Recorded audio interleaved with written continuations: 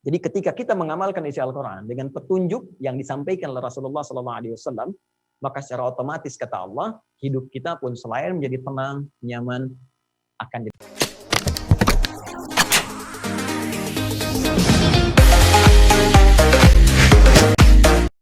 Al-Quran, tujuan utamanya untuk menjadi pedoman hidup.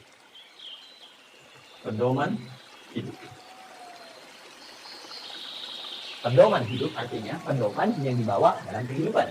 Ya, Anda mau zoom saja sekarang, tak tahu pedomannya, Anda nggak bisa zoom. Jadi simple. Sekarang Anda mau hidup yang lebih kompleks kita jalani, nggak bawa pedoman, ya mustahil kita jalani dengan tenang. Mustahil kita akan jalani dengan tenang. Ya, jadi ini pedoman kehidupan kita, artinya semua yang dialami dalam kehidupan itu ada di sini sih. Dan dahsyatnya linnas untuk semua manusia tanpa batas. Perhatikan diksi Al-Quran. Al-Quran tidak menyebutkan basyar, ya, yang menunjuk pada nafsu, kecenderungan bagaimana mengelola nafsu dan bagaimana keadaan tampilan fisik yang baik. Tidak menyebut tentang al-ins, tunggal. Tidak menyebut insan, ya.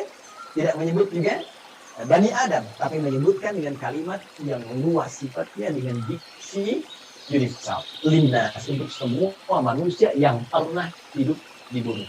Ya, di era Nabi Muhammad SAW sampai dengan kehidupan berakhir.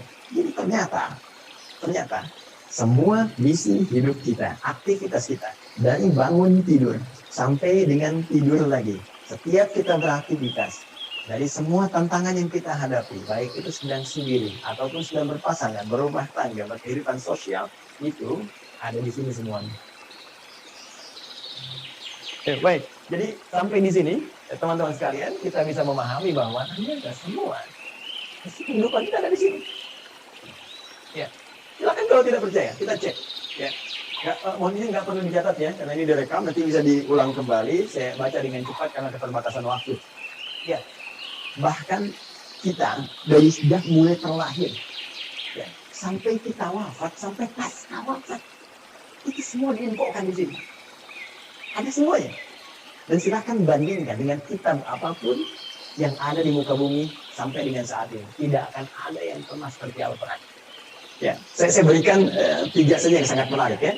Pertama, seluruh hal yang akan kita alami sudah dirangkum dengan sempurna dalam Al-Quran dan nanti dijelaskan detailnya oleh Nabi Muhammad SAW. Di bagian terakhir saya kaji dan kita akan sama-sama nikmatin bersama. Ya, saya beri contoh misal. Mohon maaf, sejak masa dalam kandungan itu Al-Quran sudah menerangkan. Ya, bagaimana proses yang terjadi dalam kandungan. Detail secara fisiknya. Secara umum disampaikan di Quran, misalnya surah ke-22, di ayat yang kelima. Bahkan pergerakan janinnya secara umum. Ya, dari mulai kandungan lemah, pemberat, sampai diisi apa doa yang harus dibacakan. Apa yang harus dilakukan supaya nanti bayinya terlahir dalam keadaan baik. Disebutkan di Quran surah ke-7 ayat 189. Bahkan diberikan bocoran antara hubungan kita membangun komitmen dengan Allah yang akan menuhankan Allah. Sejak saat ruh kemudian ditanamkan sampai kita terlahir sampai wafat. Quran surah ke-7 ayat 172. Ketika terlahir, apa yang pertama kali diberikan oleh seorang ibu? ASI pun diberikan dengan tegas langsung. Ya, di Quran surah kedua ayat 233. Wal walidatu yurdina auladahunna haulaini kamilaini. Ya, bapaknya dikasih nih. Ini tugas pokok bapak yang baru punya anak. Ini yang harus dikerjakan, ini ibu yang harus dilakukan. Ya, kemudian bergerak dari situ, diberikan pendidikan dini supaya membangun kedekatan dengan Allah, baik terhadap kedua orang tua, punya akhlak yang mulia. Quran surah ke-31 dari ayat 13 sampai dengan ayat 19-nya. Dari situ dia mulai belajar bagaimana cara belajar yang baik, bagaimana memahami, bagaimana bisa kembali mengajarkan itu kepada masyarakatnya. Quran surah ke-9 ayat ke-122. Kemudian diberikan sifat, jangan sampai dia belajar lupa dengan Tuhannya, harus seimbang antara iptek dengan impaknya. Itu ada di Quran. Teman-teman sekalian, di surah Al-Mujadalah, ya, di ayat yang ke-11. Kemudian setelah itu dia berkembang lagi. Ya, dia mencari lagi. Kadang-kadang ada yang pergi ke tempat lain, mengenal suasana yang berbeda, bertemu dengan orang banyak, bersuku-suku, bisa merantau ke berbagai tempat. Quran surah ke-49, ayat yang ke-13. Setelah itu tiba-tiba dia mengenal seseorang ya untuk mendapatkan pasangannya. Boleh, karena setiap kamu dicipta berpasangan. Quran surah ke-51 ayat ke-49. Bagaimana mengenal pasangannya? Diarahkan oleh Allah. Hei, jangan lama-lama. Kalau sudah kenal, lamar dia. Berikan ya bagian yang terbaik untuk maharnya. Quran surah ke-4 ayat ke-4. Lakukan pernikahan. Quran surah ke-30 ayat ke-21. Bahkan saat akan menikah pun dijelaskan oleh Allah. Nanti kamu belajar dulu di rumah tangga supaya nggak kaget. Ini tugas laki-laki begini, tugas perempuan begini. Quran surah ke-4 ayat 34. Bahkan kalau ada persoalan, begini cara menyelesaikannya, sampai di ayat 35-nya. Kemudian berikan tugas, ayah, kamu akan mulai mencari nafkah. Ini cara mencari nafkah yang standar. Quran surah kedua ayat 168. Kalau kamu ingin cepat, baru bergerak sedikit, rezekimu diberikan keberkahan. Quran surah kedua ayat 172. Kalau kamu belum bergerak, mengamalkan amalan ini, Allah berikan kemudahan rezeki kepadamu. Quran surah ke-7 ayat ke-96. Tapi jangan khawatir, ketika engkau bisa mensyukuri semua nikmat itu, akan tambah nikmatnya. Quran surah ke-14 ayat ke-7. Tapi kamu jangan lupa, kamu bekerja mungkin akan menghadapi tantangan. Ada yang tidak suka, ada yang akan menyingkirkan, menyempurkan, ada tantangannya. Ya, pelajari dengan sempurna. Ini loh secara umumnya, dari mulai ringan sampai berat. Quran surah kedua ayat 214. Ya, kemudian rinciannya, Quran surah kedua ayat 155 sampai 157. Cara menyelesaikannya, Quran surah ketiga ayat 142. Kalau kamu bekerja, kamu lelah, tiba-tiba kemudian kamu sakit, merasa nggak enak, nyaman, ada zikir Nabi Ibrahim, Quran surah ke-26, ayat ke-80.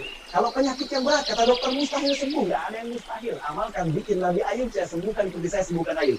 Quran surah ke-21, ayat 83 sampai 84. Tugas seorang istri, ya, bisa merawat anaknya. Kadang-kadang tidak mudah itu semua. Ada yang berkata, bagaimana mendidik dengan baik? Quran surah ke-17, ayat 23 sampai dengan ke-27.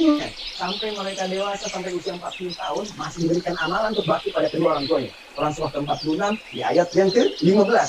Sampai kemudian hidup lebih jauh lagi. Sampai tiba-tiba ada dalam keadaan sukunya. Ya, Quran surah ke-22, ayat yang ke-5 itu, di bagian bawahnya. Sampai kemudian setelah itu dijelaskan oleh Allah, kalau kamu akan nanti wafat, pasti kamu wafat. Siapkan cara wafatmu supaya indah. Kamu hidup untuk tenang, wafat pun harus tenang. Turun Quran surah ke-89 ayat 27 sampai 30. Ya ayat Tuhan nafsun mutmainnah. Kamu saya berikan hidup di dunia untuk tenang, wafat pun harus tenang. Ya. Kemudian setelah itu apa yang terjadi? Anda akan mengalami situasi di alam kubur, dijelaskan lagi. Ya, bahkan jelas. Apalah yang alam kita mau kemana? Di kubur. Setelah itu disampaikan situasi di dalamnya. Bisa kamu siapkan sejak di dunia. Ini loh yang paling bagus. Ada layanan dengan semua keberkahan, kenikmatan. Sampai-sampai dia akan menyampaikan kepada orang yang belum wafat. Kamu bisa kerjakan ini, kamu mampu kerjakan supaya kamu cepat menyusul. Di sini enak, lebih enak daripada di situ. Quran surah ketiga, ayat 169 sampai dengan 172. Bahkan setelah itu terjadi apa? Dijelaskan lagi. Teman-teman sekalian, muncul surah Al-Qiyamah surah ke-75. Setelah itu dijelaskan lagi. Ya, mau masuk kemana? Ini yang masuk ke surga, ini turunannya. Surga bersama Rasulullah. Quran surah keempat ayat 69. Di taman surga. Quran surah 51 ayat 15 sampai dengan ke-23. Surga yang seluas langit dan bumi. Quran surah ketiga 133 sampai dengan 134. Surga yang kelas biasa tapi nikmat. Quran surah kedua ayat ke-25. Supaya kita membawa persiapan untuk mendapatkan itu semua. Kalau gagal pun dijelaskan lagi. Ya, kalau kamu nanti main-main dengan ini semua, hadapi situasi dalam kubur begini, ada ayatnya. Situasi di hari kiamat begini, ada ayatnya. Sampai dengan muaranya pun ada. Karena itu, kalau Anda tidak percaya, silahkan cek. Cuma dalam Al-Quran, semua kegiatan kita diatur dengan sempurna. Dan detail ya, dijelaskan oleh Rasulullah SAW melalui petunjuk yang bahkan langsung ditegaskan oleh Al-Quran. Buka Quran surah ketiga. Ayat 31. Link itu sebelah atas lupa. Qul in kuntum tuhibbuna Allah fattabi'uni. Katakan Muhammad SAW, jika mereka hamba-hambaku, umatmu mengatakan serius mencintai aku, mencintai Allah, dengan berpegang pada kitab Allah, fattabi'uni, maka ikuti semua petunjuk Rasulullah SAW. Ya, Nabi diutus, diturunkan untuk menyampaikan risalah Al-Quran secara sempurna. Detailnya seperti apa digambarkan oleh beliau. Dan dijamin langsung oleh Al-Quran. Surah ke-33. Ayat 21. Laqad kana lakum fi Rasulillahi uswatun hasanah. Uswah bisa dibaca di riwayat Qalun waras dengan iswah.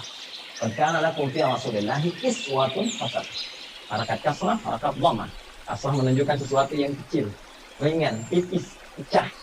Kasrah jujaj, kaca itu pecah sehingga melahirkan pecahan-pecahan yang kecil. Hingga harokatnya tipis. Ya.